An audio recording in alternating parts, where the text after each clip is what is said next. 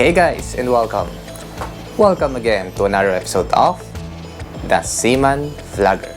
So, it's been a while na hindi ako gumawa ng vlog dahil medyo busy din sa vacation.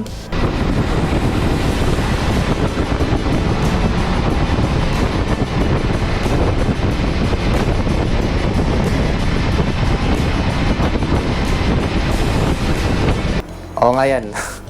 Medyo busy nga no?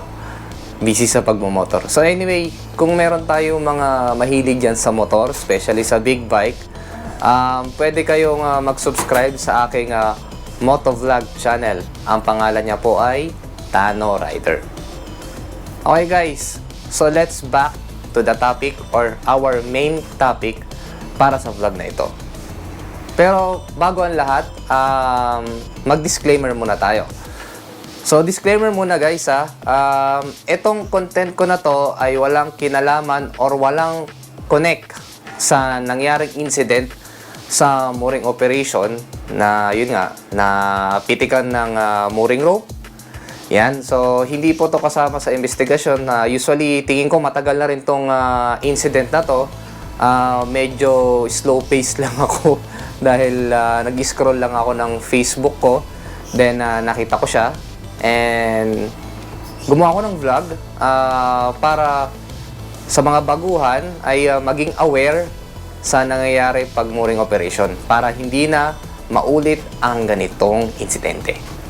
So guys, para madali natin ma-explain kung ano nga ba nangyari, tara, panoorin natin kung ano nga ba at paano at ano ang dapat gagawin natin para hindi mangyari ang susunod na ganitong insidente. So yan guys, video or buti lang may CCTV yung mga tropa natin, mga kabaro natin. So sa aft mooring decks starboard side. So I think sabi nila ay container daw to. So tignan natin kung ano nga ba nangyari.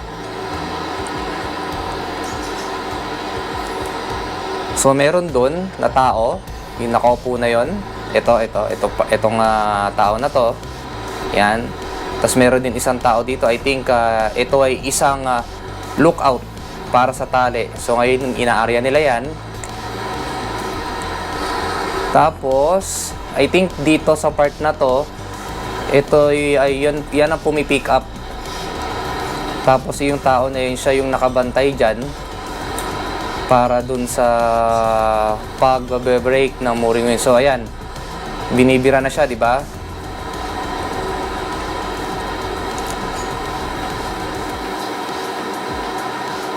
Yan. Hindi, mali. So ibang mooring winch pala yung bumibira. Sorry for that kasi hindi na gumagalaw tong part na to. So ito, yan. Tapos siya nakatingin doon kasi nga siya nga yung maglalak ng or magbe-break ng winches or mooring winch. Tapos I think ito yung official kasi parang may radyo siya. Yan. So ayun na yung I. Tapos yun, stop natin. So ang nangyari dyan ay sumabit sa hook kasi usually dyan sa ano na yan, sa rollers na yan, meron hook yan na maliit pero hindi ganun katindi yung or hindi ganun kalakas or ka-strength yung safe working load niya. Kumbaga, pang ano lang siya, pangkalang lang siya para itong mooring rope na to is hindi bumaba. So, tingnan natin kung next na nangyari. At tumisa na hindi alam nung nagbibira na sumabit na pala sa hook na yon. So, bira na siya ng bira. Tapos, I think, hindi ko alam kung ang official ay nandito, itong part na to. Hindi ko alam kung siya yung official kasi may radyo din siya eh. So, hindi siya tumitingin sa binibira. Yan. So, ngayon, ito siya. Siyempre, sa lakas ng pak, ng ganyan, yung tunog niyan, napatingin pa siya, di ba? Nakita nyo, napatingin pa. Pero, huli na ang lahat. Yun. Sabay tumakbo siya, itong isang tao na to tumakbo, which is sigurado ito ay lookout doon sa pustado habang binibira. So para hindi sumabit yung mooring tail or yung mooring rope, sorry, galing kasi ako sa sa mga mooring wires. So yan, pinuntahan niya. I mean, may radyo din siya. Usually lahat may radyo naman talaga. Pero yun nga, tamaan siya. Hindi ko alam kung buhay pa si Kabaro, pero delikado yung ganong sitwasyon. Ayan, medyo nakatayo pa siya, 'di ba? So, at least kahit papaano, 'di ba? Okay siya. So, ayan guys, nakita natin yung video about dun sa nag-snap yung mooring rope dun sa isang crew, which is nakatayo naman siya, pero hindi ko alam kung ano nangyari sa kanya. Sabi nila daw nabalian daw ng buto or something, pero kung nabalian ng buto yun, nakatayo pa, di ba? So ibig sabihin okay pa siya kahit papano. Siguro meron fracture konti, pero sana wag malala, di ba? Para makasakay si Kabaro. So guys, i-explain ko sa inyo kung ano ba magandang gawin doon sa mga ganong sitwasyon, di ba? Usually, based on my experience, i-share ko na sa inyo. Actually, hindi kasi ako sumakay ng container. Since cadet kasi, tanker na ako. At usually, may mga ganong scenario din. Pero, ang ano naman namin is mooring wires naman kami. Tapos, meron kaming mooring tail. So, yung wires and tail, nakakonect yun sa mandal or Tornsberg shackle.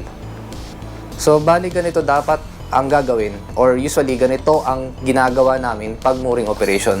Usually, as officer, kunyari sa forward, ako yung in charge doon, syempre. So, ako yung tumitingin about sa safety ng tao kasi minsan nagkakalimutan, especially pag nagmamadali. Pero, syempre, sinasabi ko sa mga tao na teamwork, di ba? So, hindi lahat nakikita ko. So, pag meron kayong nakitang kakaiba, di ba, inform lang ako or sumigaw lang kayo para sa safety nating lahat. Kasi grupo tayo Dapat pag sumampa kang kompleto sa barko, dapat uuwi ka rin kompleto. So yun nga katulad nito, yung minsan yung Tornsberg na yan or Mandal shackle na yan, minsan sumasabit sa kostado namin yan. So nakikita ko kagad yung kasi nakatingin ako sa kostado, 'di ba? In case na malayo ako doon or kunyari may ibang inutos si kapitan, nakikinig ako ng radyo, syempre hindi ako nagpe-pay attention sa rope.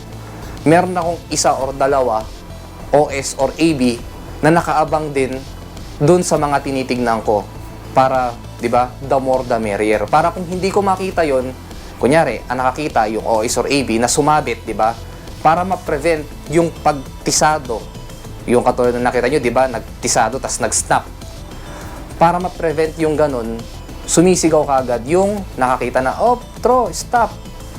Throw, para. So ngayon, si Maestro, maririnig yung sigaw yun, maski hindi niya maintindihan yun kasi maingay yung ibang mooring winch kasi maingay lang na pag hydraulic yan. Usually, sa lahat ng nasakyan ko, ang ingay, hydraulic. So sumigaw lang yung tao na yun, alam kagad din Maestro na there is something wrong. Kaya para yun. Tapos, pag kunyari, tisado na yun, di ba? Ang gagawin ngayon yan, area. Kumbaga, nakita ko, sige, throw, area.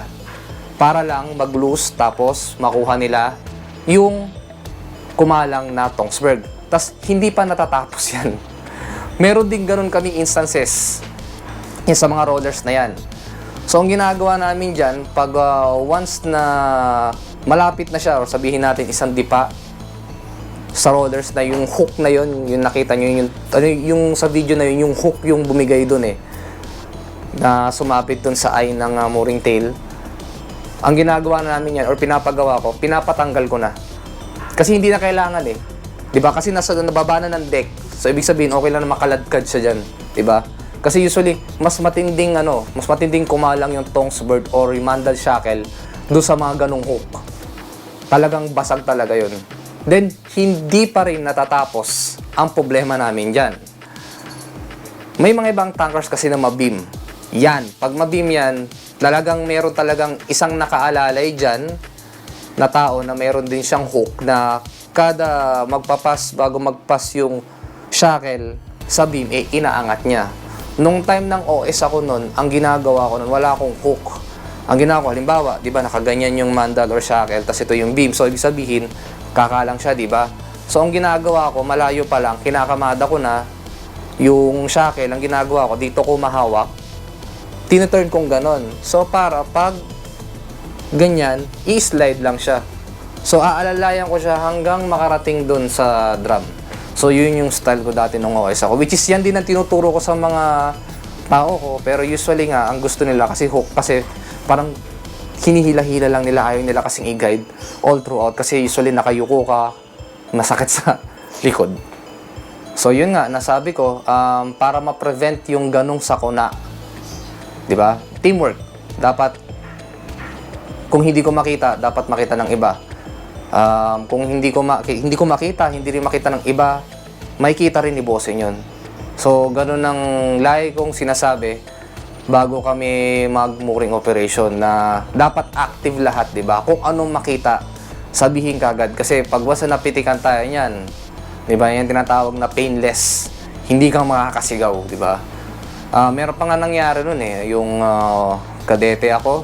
So, tags wire sa US, sa may Boston.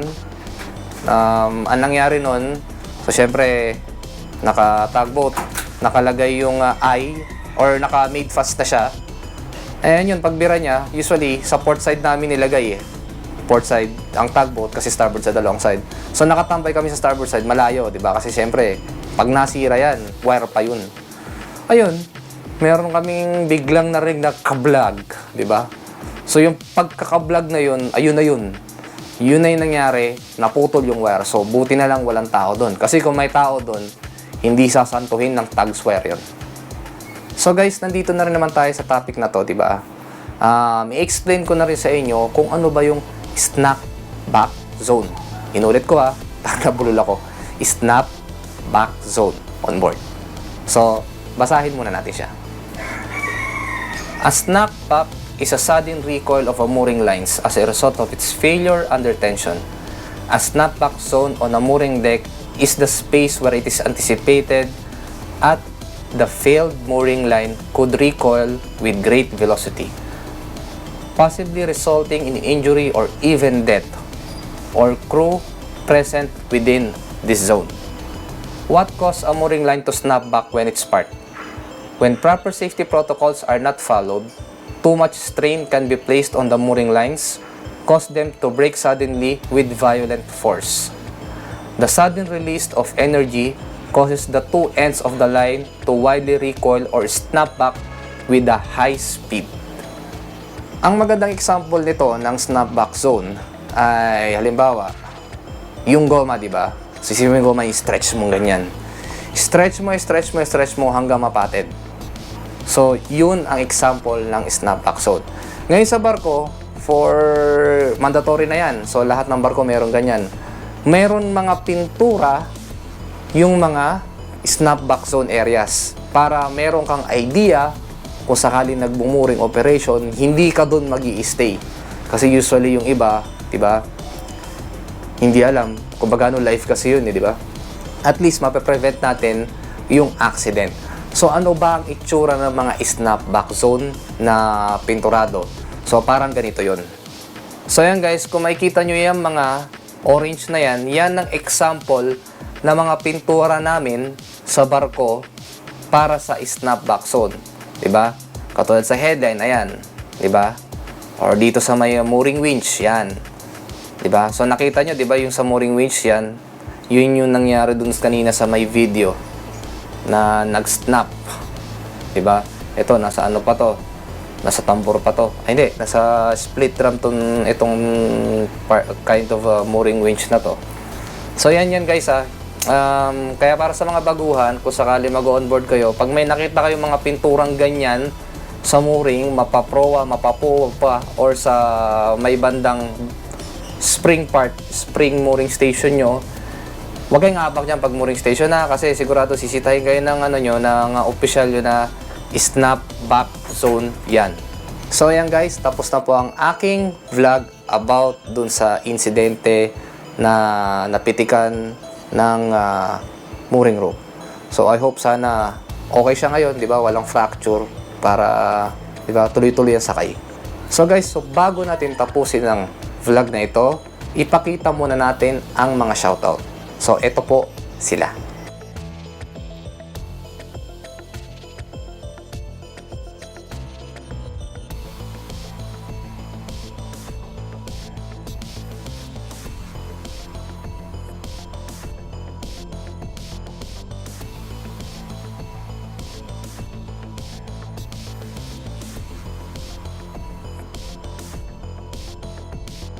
So ayan guys, kung gusto nyo ng shoutout, kindly comment below, dyan sa baba.